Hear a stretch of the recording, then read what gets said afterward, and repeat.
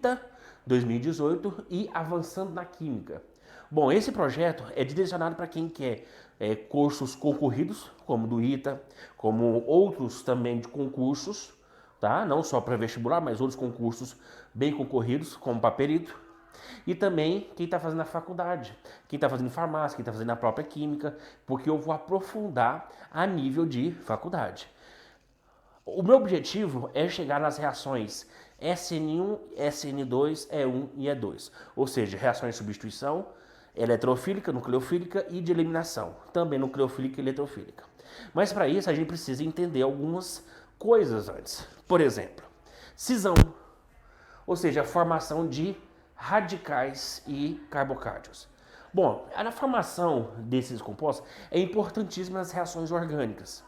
Por quê? Porque dentro das reações orgânicas você vai ter o quê? Você vai ter um comportamento de reagentes que às vezes se tornam radicais, às vezes se tornam carbocátios e vai reagir com o substrato. E para cada tipo de comportamento eu tenho um produto diferente. Tanto é que a dificuldade dos alunos de faculdade, dentro da química orgânica, é exatamente prever o produto através da mudança de um reagente, da mudança de algum composto que esteja impedido ou não, tá? Quando a gente fala impedido ou não, a gente fala de estericamente, né? Então, se tiver isso ou não, se tiver radical ou não, as reações são diferentes. Então a gente tem que começar do básico, tá? Beleza? Beleza. Cisão, nós temos dois tipos. Aquela que quebra igual e aquela que quebra totalmente diferente. Bom, pessoal, aquela que quebra totalmente diferente, a gente chama de heterolítica, porque hétero, a palavra hétero na química significa diferente. Da mesma forma da mistura heterogênea, por exemplo. E a cisão homolítica, que o próprio já fala, homo significa igual. Bom, o que é uma quebra heterolítica? O que é uma cisão? Primeiro, a palavra cisão significa quebra. Eu vou pegar um composto e quebrar ele. Só que ele quebra de maneira desigual. Desigual onde? Um átomo fica com um par de elétrons e o outro não. Porque quando a gente fala de quebra, é uma ligação química. Uma ligação química é a ligação entre os elétrons. Um elétron de um átomo com o outro elétron do outro. E quando se quebra, ou ele pode se quebrar assim, que é homolítico, cada um ficou com um elétron, ou pode quebrar onde um fica com os dois e outro fica sem nada, como por exemplo aqui, ó. Quando eu faço esse tipo de reação, se eu quero uma cisão heterolítica, ela vai quebrar aqui, de forma que esse A, ele vai ficar com o par de elétrons, tá? Mais o B, que fica deficiente de elétrons. Então veja bem, ó, esse A, ele tá com par sobrando. Olha que bacana, ó. Ele tá com par sobrando. E esse B, ele tá com deficiência de elétrons. Bom, se ele tem um par de elétrons sobrando e os elétrons são negativos, então logo esse A tem carga negativa, logicamente. Se esse B está com deficiência de elétrons, ou seja, existe menos elétrons do que prótons, então a carga desse P, ele é positiva, ok? Então, basicamente é isso. Só que vamos aprofundar, aí que vem. Por exemplo, esse A, como que eu chamo ele se eu fosse fazer uma reação? Eu vou chamar de reagente nucleófilo. Pessoal, o que é um agente nucleófilo? E o que é um reagente eletrófilo? Pessoal, quando a gente fala de núcleo, a gente sabe que o núcleo ele é o quê? Positivo. Quando a gente fala de eletrófilo, tá? A base do nome é de elétron, que é o quê? Negativo. Então, para um reagente ser nucleófilo, significa que ele tem afinidade com a carga positiva. Então, logo, ele tem que ser negativo. Então, para algo ser nucleófilo, ele tem que ser negativo, porque tem que ter afinidade com o positivo. E para um reagente ser eletrófilo, ele tem que ser positivo, porque ele vai ter afinidade com a carga negativa. Então, se o A é negativo, ele tem afinidade por núcleos ou por partes positivas. Por isso que eu falo que esse A é um reagente nucleófilo, tá? Chamado também base de Lewis. Nossa, professor, o que é a base de Lewis? Base de Lewis são compostos, geralmente orgânicos, que precisam o quê? Doar par de elétrons. E o que é o ácido? Ao contrário, precisa receber o par de elétrons. Então esse A está com par a mais. Então ele vai doar esse par dentro de um contexto de uma reação. Se ele vai doar, eu chamo ele de base. Se ele fosse receber, ele seria um ácido. É lógico que isso aqui nunca vai ser um ácido, porque ele já tem um par disponível. Então ele vai doar, se transformando numa base de Lewis. Tá aí um exemplo aqui, ó. Eu tenho, ó, um metilcloreto de magnésio. Vou fazer uma cisão que é heterolítica, desigual. Então vem aqui, ó, o CH3 com os 2 elétrons, logo ele é negativo, mais o MgCl, vou colocar em parênteses aqui, porque vai ficar o quê? Positivo, porque ele vai ficar com deficiência de elétrons. Então esse aqui é o que? É o meu reagente nucleófilo, porque ele é negativo, ele vai ter afinidade com positivo, tá? Ou seja, é uma base de Lewis, ok? Então, isso aqui é importante. Também eu posso chamar de carbânio, oposto ao carbocátion que a gente vai ver. Carbocátion é um carbono positivo. Carbônio é um carbono negativo. Então, fixa aí. De onde vêm os carbônios? De cisões heterolíticas, ok? Então, uma cisão heterolítica, onde não tem um composto orgânico, vai formar um carbônio, ok? Isso é importante para saber o princípio de uma reação química. Filé do boi. Agora, se eu pego esse B, ele tem afinidade para o negativo. Então, eu vou chamar de reagente eletrófilo, ou seja, é um reagente que quer um núcleo negativo. Logo, ele é positivo. Bacana? E é chamado também de ácido de Lewis. Por quê, professor? Porque é basicamente isso aqui, ó. Vou cortar. Aí vem aqui, ó, o CH3, que a gente já sabe, que é o carbônio, né? Mais o cloro, tá? Que ele vai ficar positivo. Esse cloro positivo, ele vai procurar desesperadamente um centro negativo, ok? Procurando o centro negativo porque ele é um reagente eletrófilo. Beleza? E por que é um ácido de Lewis? Porque ele não tem elétrons. E veja bem que o cloro está faltando 2 elétrons. Porque o cloro é da família 7A. 1, 2, 3, 4, 5, 6, 7. Mas ele tinha 8 porque ele estava ligando aqui, ó. Então o que ele fez? Ele estava ligando, ele perdeu essa ligação. Certo? E ficou o quê? Com deficiência de elétrons. Então ele precisa reagir novamente. Ou seja, ele precisa pegar um composto onde eu preciso de um par de elétrons para estabilizar ele. Por isso que eu chamo de ácido de Lewis. Por quê? Por que o cloro é um ácido de Lewis? Porque ele vai precisar de um par de elétrons para estabilizar. Isso aqui doa, porque tem par de elétrons disponível, é uma base. E aqui recebe, porque ele está com quê? Com deficiência de um par de elétrons. Porque esse par, ele vem proveniente da onde? Da ligação covalente. O que é a ligação covalente? É o compartilhamento entre 2 elétrons. E esses 2 foram arrancados. Ok? Beleza? Ou seja, ele tinha 7, né? O cloro normalmente tinha 7. E compartilhou com mais 1 para ficar com 8. Então, quando arrancou dele, perdeu mais 1. Ou seja, o par de elétrons foi para ele e ele ficou com 6 elétrons. Então ele precisa de mais 2 para estabilizar. Precisa de um par de elétrons. Por isso que eu chamo ele de quê? De ácido. E de quem? De Lewis. Beleza? Ok. Então tá aqui. Agora, a cisão homolítica é fácil demais. É bacana, é chuchu, beleza. Por quê? Porque numa cisão homolítica é uma ligação igual. Ou seja, é uma ligação onde eu quebro exatamente igual. Onde o X fica com elétron, tá?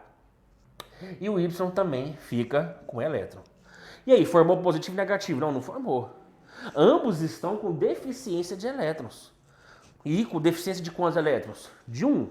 Veja bem que na cisão heterolítica, um fica com excesso e outro fica com falta. E de 2. Aqui os dois estão com falta de 1. Então, esses dois aqui, ó, eu posso afirmar para você que formou um radical livre. No caso, 2 radicais livres. Por quê? Porque eu tenho um elétron faltando. Então, ele precisa loucamente de mais um elétron. E esses radicais livres vão procurar um centro onde tem um elétron para ele. E, detalhe, eu não posso falar que isso aqui é ácido ou base de Lewis. Para ser base, ou ácido, eu preciso de quê? Se for base, eu preciso de doar um par de elétrons. Par. E de ácido eu preciso receber o quê? Também um par de elétrons. Então a base e o ácido de Lewis, a brincadeira é com par. Recebe, beleza. Par, se recebe par, ácido. Se doa par, base. Mas aqui não. Aqui eu só tenho um elétron. Ou seja, o X precisa só de mais um elétron. O Y também precisa só de um elétron. Então eu formei radicais livres que são compostos altamente energéticos, altamente reativos e perigosos para a saúde, se caso for na saúde. Agrotóxicos, por exemplo, libera muito radical livre, causando envelhecimento precoce. Ou seja, envelhece a pele. Por quê? Porque reage com a pele. E o bom é o quê? É tomar compostos, por exemplo, frutas e verduras bastante coloridas, como cenoura, como beterraba, como tomate, combate esses radicais livres, porque reage com eles primeiro, e o produto dessas reações não causam problemas como o envelhecimento precoce, ok? Então eu tenho um exemplo aqui, ó, do metano. Vou fazer uma cisão homolítica. Então fica aqui, ó, CH3 pontinho e aqui fica o H pontinho. Ou seja, os dois eu formei o quê? Radicais livres. Esse aqui é o metil e esse aqui é o hidrogênio também com radical livre. Então cisão homolítica forma radicais livres. Cisão heterolítica forma reagentes nucleófilos, ou seja, que tem a tendência para ir para o positivo, logo são negativos. E reagente eletrófico, que é o contrário. Beleza? Ó, te dei essa parte aqui. E o carbocátio na transição a gente finaliza para a gente ir para CN1 e SN2, que é o mais importante. Na transição, acompanha aí.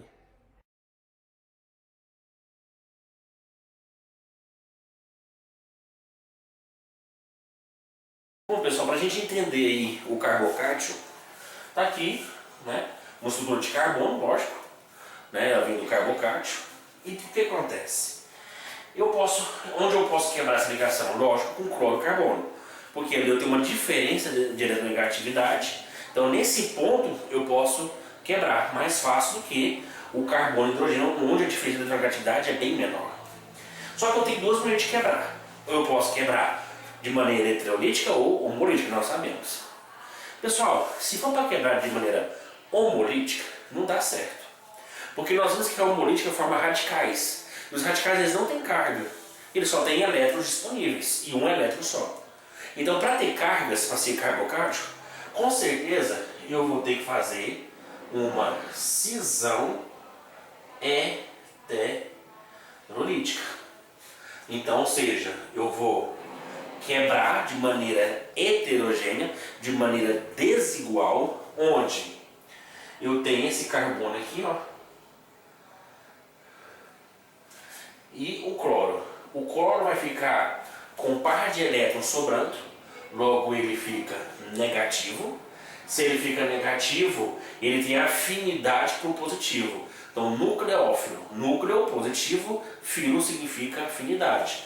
Então, esse aqui é o reagente nucleófilo. E aqui ficou positivo e com deficiência de 2 elétrons, de um par de elétrons. Então, esse aqui eu chamo de quê? De um reagente eletrófilo. Porque ele é positivo, então ele vai procurar centros negativos, ok? Então, e veja bem, quando eu tenho carbocátio, ele vai reagir, por exemplo, com água.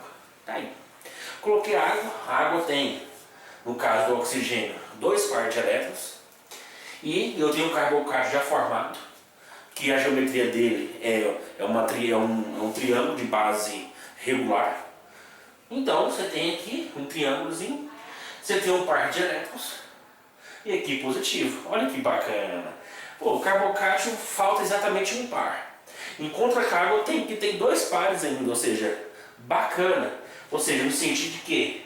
Que ele vem aqui, ó, eu faço uma setinha, seta curva, né, que representa de quem doa para quem recebe.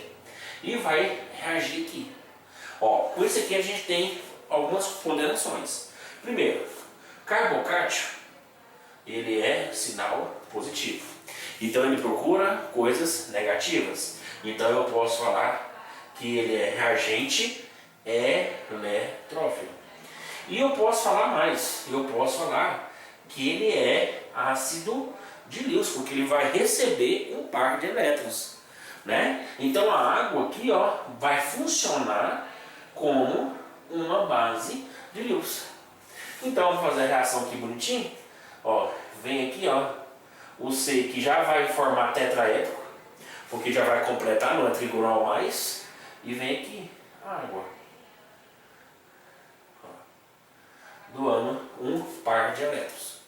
Ok? É claro que aqui esse hidrogênio vai acabar saindo, tá? Isso aí não é interessante para nós, mas ele acaba saindo futuramente. Por quê? Porque o O faz 3 ligações. Então, para que não ocorra uma quebra dessa ligação novamente, ele vai expulsar o hidrogênio com H+. Tá? Então, futuramente vai ficar assim. Eu não estou interessado nessa parte, estou interessado aqui, ó.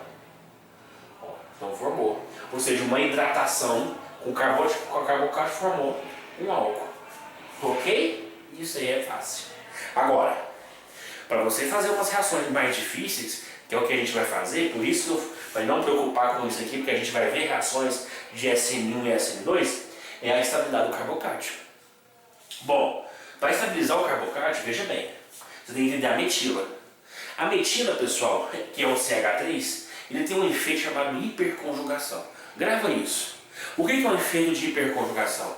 É um efeito de que ele gira em torno do seu próprio eixo, jogando, ou seja, entre aspas, né? Jogando carga negativa para o seu parceiro. Por exemplo, eu apresentei 3 carbocátions. Primeiro esse carbocátio aqui, ó, primário. Depois esse carbocátio aqui, que ele é secundário, e depois o terciário. Primário que é ligado a um carbono, 2 carbonos e 3 carbonos. Esse que aconteceu, ele vai girar, liberando o quê? Uma carga negativa. Então ele vai estabilizar esse carbocátio. Só que, se você observar, aqui ele vai girar 2 vezes, então vai jogar 2 vezes mais carga negativa no positivo. Então vocês concordam comigo que a estabilidade aqui vai ser maior que essa. E por consequência, do terciário vai ser maior ainda. Por quê? Porque eu tenho 3 metila jogando o quê? Carga negativa, aí que estabiliza pra caramba. É lógico que não estabiliza. Só vai estabilizar o carbocátion através de uma ligação química. Isso aqui estabilizou, né? Porque a metila não joga elétrons, ela joga cargas, polos positivos ou momentos positivos, negativos. Ou seja, por causa do seu movimento, a nuvem eletrônica do CH3 distorce, ou seja, aproxima mais do carbocátion e estabiliza um pouco mais.